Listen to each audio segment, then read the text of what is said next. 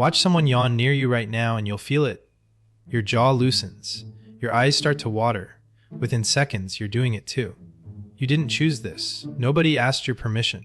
Your brain just hijacked your face and made you copy a stranger's open mouth like it was the most urgent task on the planet. You've been told yawning means you're tired. Bored, maybe. Running low on oxygen if you grew up hearing the old explanation. None of that is the real story. Not even close. Here's where it gets genuinely complicated. Yawning isn't about oxygen. It isn't really about sleep either, not directly. Researchers have spent decades trying to pin down exactly what yawning is for, and the answer that's emerged is stranger and more useful than you're tired. Yawning is a thermostat, your brain's thermostat. And once you understand that, you'll never look at a yawn the same way again. Start with the oxygen myth, because it's the one most people still believe. The idea was simple enough: you yawn because your blood oxygen drops, or your carbon dioxide builds up and the big inhale resets the balance. It sounds logical. It's also wrong. In 1987, physiologist Robert Provine ran an experiment that should have killed this theory decades earlier than it actually did. He had people breathe air with extra oxygen pumped in, and other people breathe air loaded with extra carbon dioxide. If the oxygen theory were true, the high oxygen group should have yawned less, and the high carbon dioxide group should have yawned more, gasping for relief. Neither happened. Yawn rates stayed exactly the same. The lungs had nothing to do with it. The story everyone grew up with simply doesn't survive contact with data. So if it's not about air, what is it about? Temperature. Specifically, the temperature of your brain. Your brain is an organ that runs hot, and it runs best within a narrow window, somewhere close to 98.6 degrees Fahrenheit, just like the rest of you, but with even less tolerance for drifting outside that range. Push it a degree or two higher and cognitive performance starts to slip. Reaction time slows. Memory gets fuzzy. Your brain, which burns roughly 20% of your body's total energy despite being about 2% of your body's mass, is an expensive piece of biological hardware, and expensive hardware needs cooling. This is where Andrew Gallup comes in. Gallup, a psychologist who has built much of his career around this single question, proposed what's now called the thermoregulation theory of yawning, and the evidence behind it is hard to ignore once you see it laid out. A yawn does three things in quick succession. It stretches the muscles of the jaw wide open. It pulls in a deep breath of air, often cooler than your internal body temperature, and it increases blood flow to the face and skull through that stretching motion. Cool air flowing past thin, walled blood vessels in your sinuses and nasal cavity acts like a radiator. The blood gets cooled, circulates up into the brain, and your internal thermostat ticks back down half a degree. Not dramatic, not visible, but real and measurable in lab conditions. Gallup tested this directly. He had participants yawn while holding either a warm pack or a cold pack against their forehead. The cold pack group yawned significantly less because their brains were already being cooled externally and didn't need the internal mechanism to kick in. He also looked at contagious yawning and found that people were far less likely to catch a yawn from watching a video of someone else yawning if they were breathing through their nose, which cools the brain more efficiently than mouth breathing, or if they were holding a cold pack to their head. The yawn reflex, in other words, isn't a fixed behavior. It's a response that the brain dials up or down depending on how badly it actually needs cooling in that exact moment. This explains something that never made sense under the old oxygen theory. Why you yawn more in certain seasons and times of day, independent of how tired you actually are. Gallup's team studied this in two very different climates, Tucson, Arizona, and Vienna, Austria, and found that yawning frequency tracked with ambient temperature in a specific and almost eerie way. People yawned more as temperatures rose toward roughly body temperature itself, because that's exactly when a passive cooling boost from the air outside stops working and the brain has to manufacture its own cooling event. But once temperatures climbed past that point into genuinely hot conditions, yawning dropped off again, because at that stage, pulling in hot outside air would only make things worse. There's a sweet spot, a window where yawning is most useful. And your brain seems to know exactly where that window sits without you ever consulting a thermometer. Now think about when you actually yawn most in daily life. First thing in the morning, when your brain has been sealed inside a warm bed for 8 hours and needs a temperature reset before it starts working at full capacity. Right before you fall asleep, when your core temperature is naturally dropping as part of the process that prepares your body for sleep, and yawning may help accelerate that shift. During long, monotonous tasks, when reduced movement and reduced blood flow let heat quietly accumulate in the skull. Every single one of these moments lines up with a brain that's drifting out of its ideal temperature range and needs a quick correction. Tiredness was never the actual trigger. Tiredness was just one of many situations that happens to overlap with brain overheating. Then there's the contagious part, the piece that makes yawning genuinely bizarre. You don't just yawn when your own brain overheats. You yawn when you watch someone else do it. You yawn reading the word yawn repeatedly in a paragraph like this one. You yawn looking at a photograph of an open mouth. This isn't really about temperature anymore. This is about something else entirely, something buried much deeper in primate social wiring. Contagious yawning shows up almost exclusively in social, group living species. Chimpanzees catch yawns from each other. So do baboons and wolves, and even dogs watching humans yawn, in a strange bit of cross-species contagion that Italian researchers studying canon cognition documented in detail. What almost all of these species share is something researchers have linked to empathy and social bonding. The more emotionally connected you are to someone, the more likely you are to catch their yawn. Studies tracking this have found that people yawn back at family members and close friends far more readily than at strangers, and yawn back at strangers more readily than they do at images with no social context at all. A team led by primatologist Franz de Waal found this exact gradient in chimpanzees too, with yawn contagion strongest between individuals who already groomed each other and spent the most time in close contact. Yawning, in this light, isn't just thermal maintenance. It's a synchronization signal, an ancient piece of group software that quietly says, our brains are linked, our states are aligned, we are paying attention to each other. This double function explains why fetuses yawn in the womb, starting around the 11th week of gestation, long before there's any reason to regulate brain temperature through airflow, long before there's any social bonding happening with another visible yawn to copy. Some researchers think early fetal yawning is more about jaw and lung development than temperature or empathy at all, evidence that yawning may have started as one mechanical thing in early development and been repurposed, layer by layer, into a temperature gauge and then a social signal as the nervous system matured.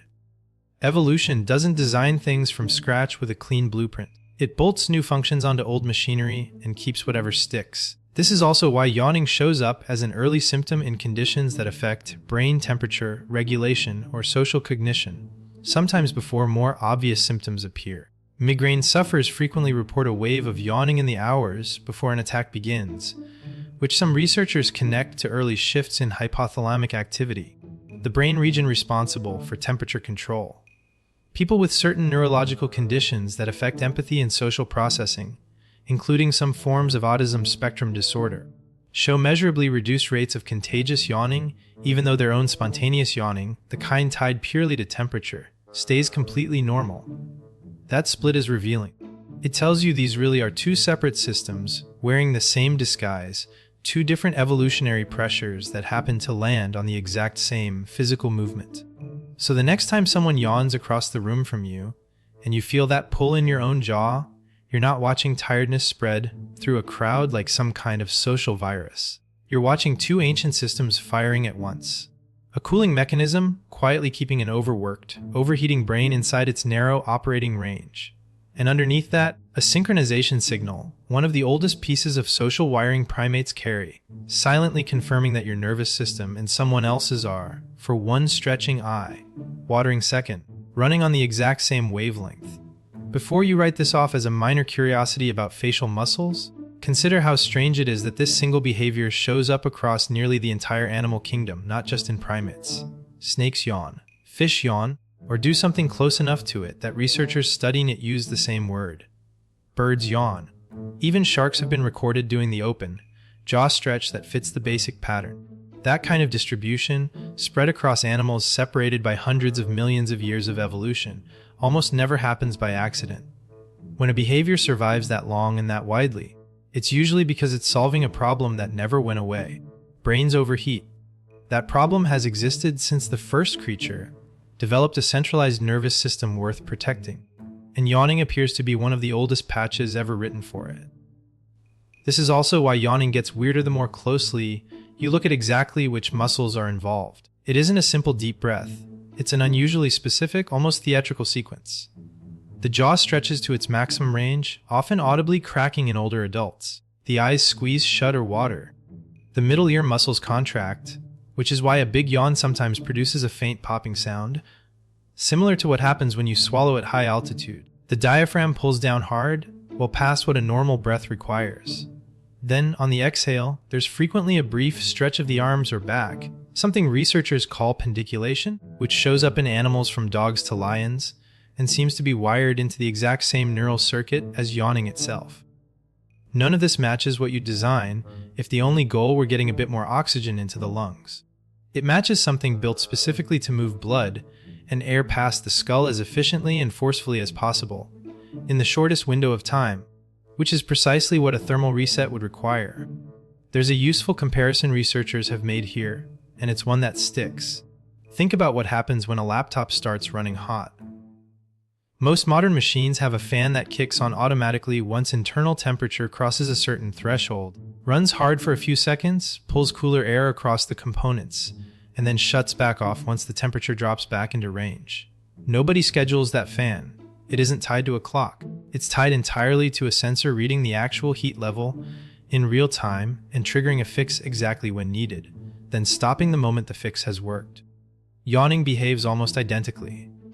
It isn't tied to a fixed schedule either, no matter how much it might feel that way when you notice a string of yawns first thing in the morning. It's tied to a heat sensor in your hypothalamus, the same brain region responsible for regulating your core body temperature, your hunger signals, and your sleep-wake cycle. That region is constantly monitoring brain temperature, and when readings drift even slightly outside the ideal range, it fires off the yawn reflex as a fast, low-cost correction, then stands down once the correction lands. This is part of why trying to suppress a yawn feels so uncomfortable, almost physically wrong. You're not just fighting a social urge. You're overriding a maintenance system mid-cycle, the equivalent of clamping a laptop fan shut while it's actively trying to cool overheating hardware. The discomfort isn't imagined. Some researchers studying yawn suppression have found that people who consciously hold back a yawn often yawn again within seconds, sometimes more intensely, as though the system simply cues the correction and fires at the moment you let your guard down. Gallup's research went further than just temperature ranges and forehead packs. In one particularly clever follow-up study, his team gave participants a simple task: hold either a warm pack or a cold pack against their head, then watch a video compilation of people yawning repeatedly. The classic setup for triggering contagious yawning in a lab. The results lined up exactly with the thermoregulation model. Participants holding the cold pack yawned far less in response to the video than participants holding the warm pack, because their brains were already receiving an external cooling boost and had less internal pressure to generate one themselves. This single result quietly knocked out a competing theory too, the idea that contagious yawning is purely a mirror neuron phenomenon, an automatic, unstoppable mimicry response with no connection to physiological need. If that were the full story, a cold pack on your forehead shouldn't have changed anything. It did, significantly, which means even the socially contagious version of yawning is still tethered, at least in part, to the same thermal system driving the spontaneous kind. The seasonal data Gallup collected adds another layer worth sitting with. Comparing yawning frequency across Tosin and Vienna wasn't just about confirming that hot weather changes behavior. It revealed something closer to a precise operating curve. As ambient air temperature climbed from cold toward roughly body temperature, yawning increased steadily, because the gap between outside air and internal brain heat was still wide enough that pulling in that air through a yawn provided real cooling benefit. But once outside temperature pushed past that point into territory hotter than the body itself, yawning rates dropped sharply, almost like a system recognizing that the fix had stopped working and pulling back, rather than wasting energy on a useless reflex. A behavior that adjusts itself this precisely to outside conditions isn't a leftover quirk. It's closer to a finely tuned instrument, one your brain has been running in the background your entire life without you ever noticing the calibration happening. None of this would matter much if it only applied to humans relaxing on a couch, but the same mechanism shows up in places with real consequences.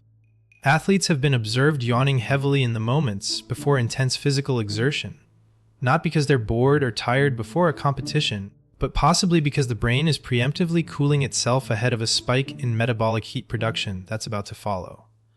Soldiers and pilots in high-stress, high-stakes situations report bursts of yawning right before critical moments, a pattern some researchers connect to adrenaline-driven spikes in brain activity and the corresponding heat that activity generates. Even epileptic patients sometimes experience a wave of yawning just before a seizure, which some neurologists interpret as the brain attempting and failing to cool and stabilize itself before electrical activity spirals out of normal range. In every one of these cases, yawning shows up not as a sign of low energy, but as a sign of a brain working hard enough, or about to work hard enough, that its temperature regulation system felt compelled to intervene. Here's the detail that tends to surprise people the most once they actually hear it. This whole thermoregulation framework only fully emerged in the scientific literature within the last 2 decades. For most of the 20th century, the oxygen deficit explanation simply sat there unquestioned, repeated in textbooks and classrooms, because it sounded reasonable and nobody had bothered to test it rigorously. It took Proven's 1987 gas mixture experiment to start cracking that assumption, and it took another 15 years of Gallup's work on forehead packs, seasonal yawn rates, and nasal versus mouth breathing to build the case strong enough to dethrone it. Science doesn't always move in dramatic leaps. Sometimes it moves through a psychologist strapping cold packs to volunteers' foreheads and quietly proving that something everyone assumed they understood about their own face had been wrong the entire time. Look at your hand right now. It's still warm from whatever you were just doing. Your brain, somewhere behind your eyes, is doing the same quiet maintenance it's been running since before you were born, since before you had words for any of this, cooling itself, sensing itself, stretching your jaw open without asking. Because some habits are older than tiredness, older than boredom, older than you.